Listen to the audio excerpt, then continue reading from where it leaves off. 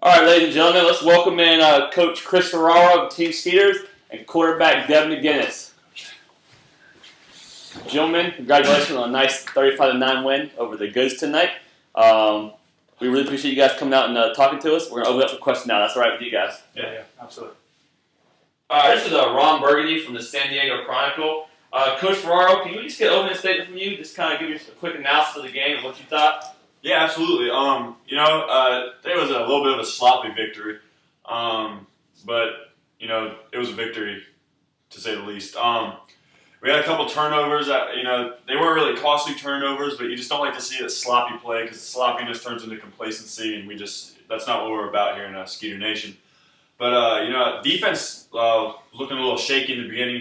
They were driving down the field, but that's how it's been all season for us. Our defense, they make plays when they need to, and I was happy for those guys. But we just need to kind of reel it in a little bit going into the playoffs and just cut out some of that sloppy play. Over here, guys. Ron Weasley from the British Inquirer.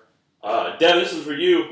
We're all trying to figure out this flag football craze that's happening over there in the States, and all you Yanks have just been really picking it up. And we're big soccer guys. We're trying to figure out all these American sports and. Just tell us about what you see and what makes you successful as a quarterback. We're like I said, we're trying to learn the game. Tell us, what goes on in your head during those games, especially when you play so well tonight. Yeah, absolutely. Well, first off, I'm sure Coach will agree with me on this, but we're thrilled to hear that the game, is becoming more of an international sport. It's been an American sport, and that's great. But we're really trying to put flag football, on the bright lights. So we want this going all over the place, and we're happy to hear that it's finally getting over the pond over there to England. But at flag football, it's a crazy game.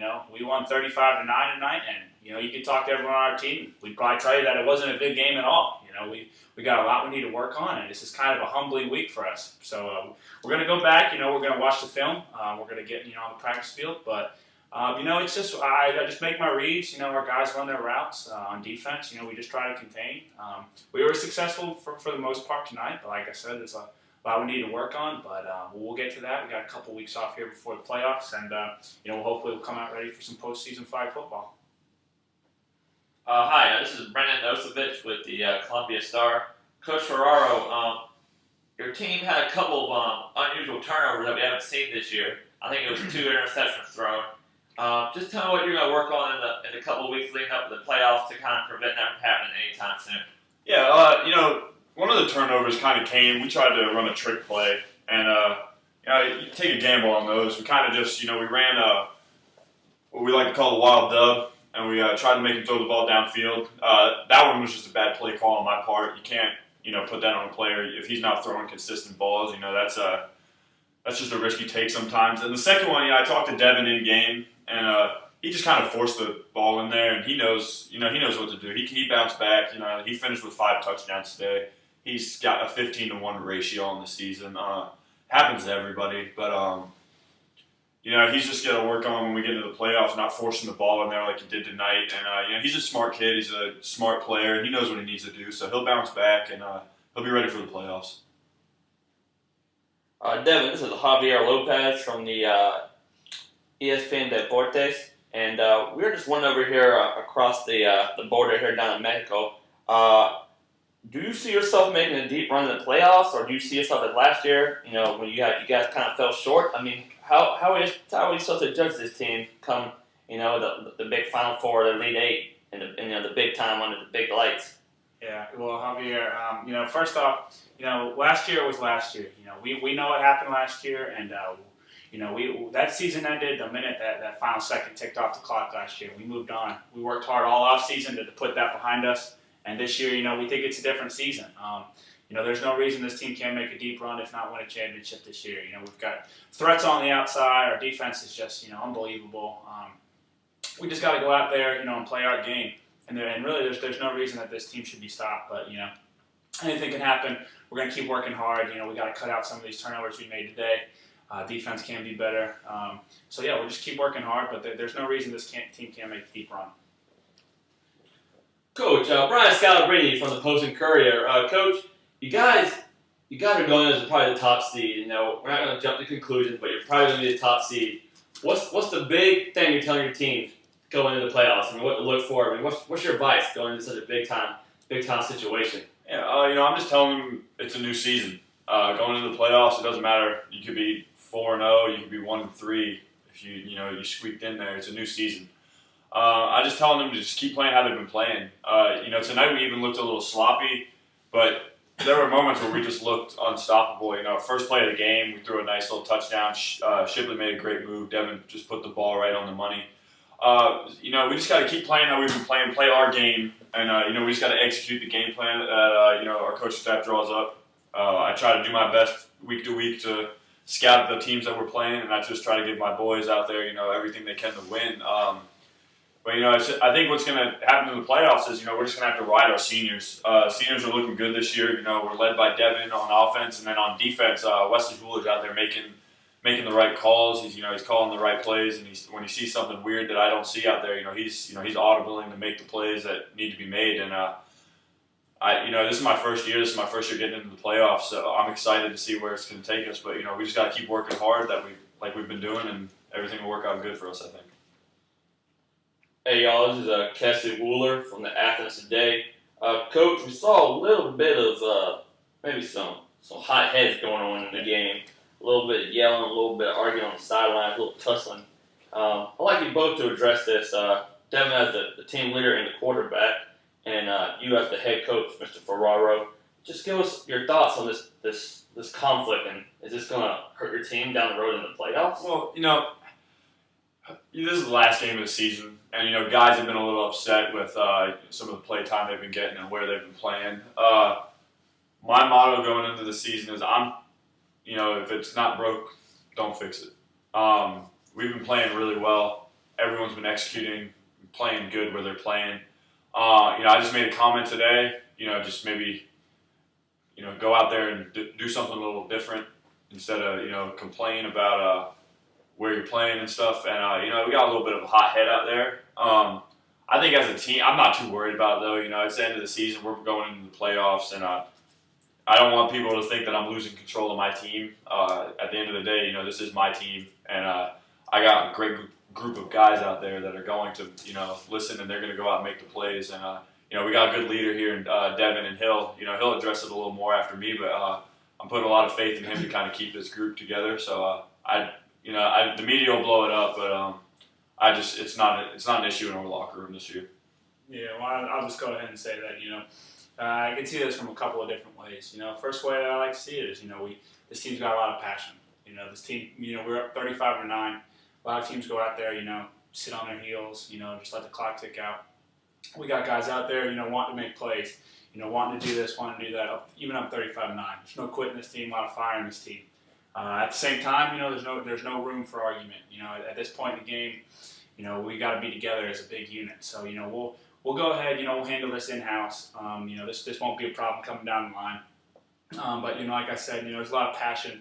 So I'm not going to, put blame on anybody. Everyone wants to make plays, wants to help the team out. But at the same time, there's no room for yelling at each other out there. We got to be a team out there, and we'll handle this, and we'll move on. We'll be fine.